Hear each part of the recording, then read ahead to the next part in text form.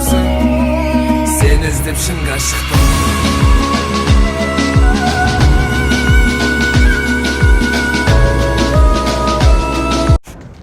Ассалаумағалейкум достар, сіздермен Қазақ орта каналы видеоның басымен жатып сіздердің де қолдау күтеміз.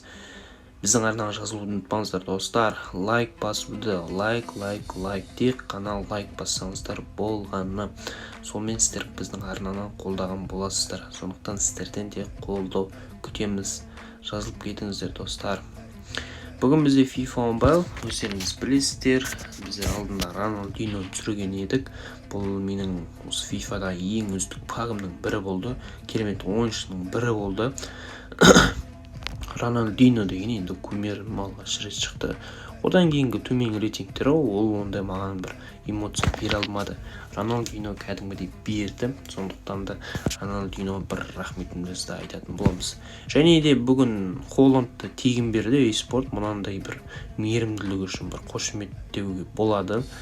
Ол үшін де лайк басып жіберіңіздер достар. Және де Холландтың орнына Маскераноны берді. Енді топ позициясында мен түсіне алмай жатырмын. Бұл ойыншыны мен қалай жұмсағаным дұрыс достар.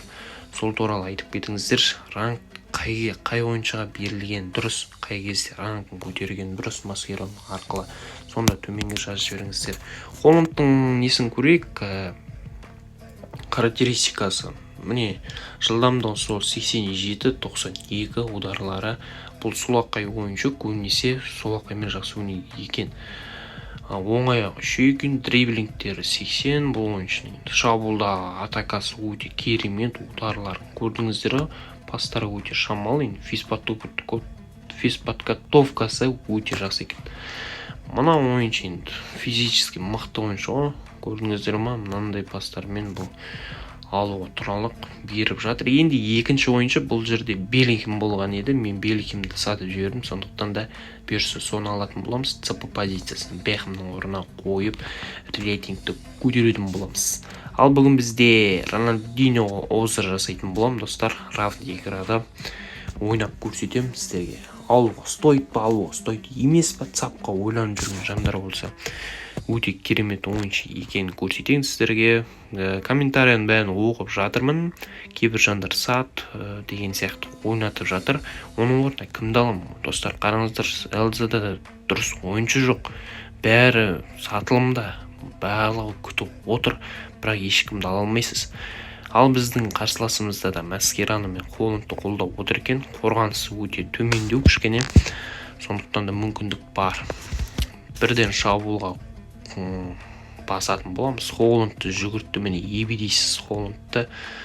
Бас, міне Дилеренцо өтті керемет. Холландқа ашық беру керек. Холландқа бас өте жақсы өткен еді. Диего враттары ұстады. Міне Ronaldinho жүгірді. Жылдамдық өте жақсы еді бұл ойыншының. Ой, Гави талас енді. Хивичен ұстай алмасаң білмеймін. Бас, Дисайлилерді финт жасап қояды. Ромеро. Біздерде кішкен пинк шамал екен. Көріп тұр, пинкіміз ұстай алмайды тұр. Гави. Бірақ ойын оған қарамайды. Ronaldinho міне. Көрдіңіздер, финтті қараңыздар. Фук. Өтіп кетіп жатыр. Пас бермей алды. Мына жерде Гавидің шамалы пас ойнамайды. Сондықтан да қиындау енді. Пас шамал болғаннан кейін ойната алмайды. Пинкіміз ұстамай тұр. Кішкене нелер бар. Холланд берші енді Ronaldinho. Өтіп кетті енді, өте жақсы. Пас, кімге пас мына жерде? Кімге пас? Аржанда ашық батқан ойыншыға бермейсің ба? Ronaldinho. Тағы Ronaldinho мен емес. Пас беретін Холланд. Әдемі Бекхэм. Соққы. Алыстан деп ғой. Кезаның голы. Ronaldinhoның енді шабуылды бастап бергені көрінбей қалды. Мына жерде ашық қалып тұр. Онша ашық қалған екен. Пас беруді. Ударды шамал өпті. Қалай өтіп кеткен түсініксіз. Кезаң гол. Қалай салынғанын да түсіне алмай қалдық. кеттік. Ал Рональдиньоның бір гол соғу керек. Қалай солай енді?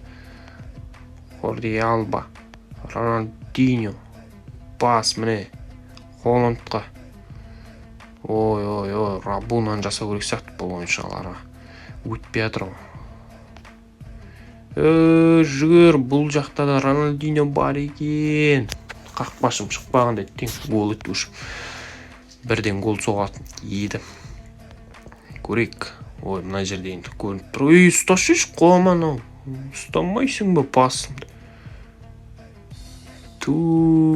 Враттарда. Бана гол өтпа еді. Неге тоқтатты? Іші ашып атқан шығар қасынан. Явно іші ашып атыр. Ал мына жерде көрек. Рональдиньо, Винисиус, алды өдеймін пас. Винисиус Шуниор, шабуылға шығыңдар. Міне, гол еді ғой.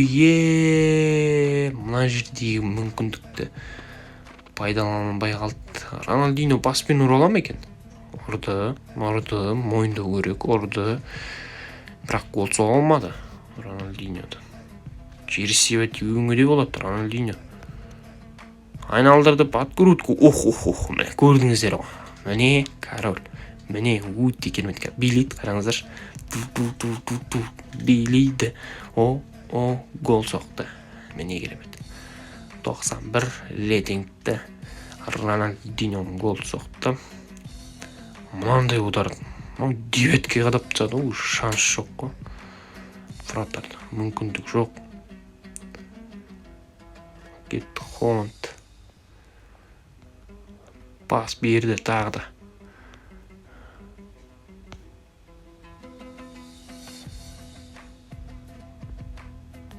Рональдиньо. Холландтың тағы бір голы. Холланд тағы бір гол соқты. Өте керемет. Пас берулер өте жақсы екен. Пас беріп жатыр. Мүмкіндіктерді пайдаланып жатыр.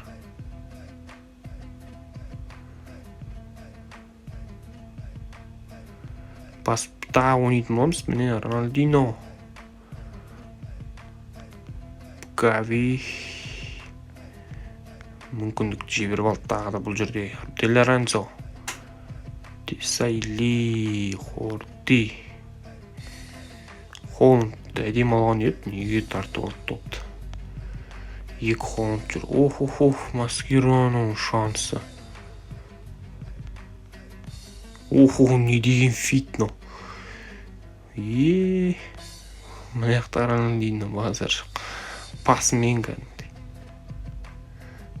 Шоу керек. Рабунан жасаймын.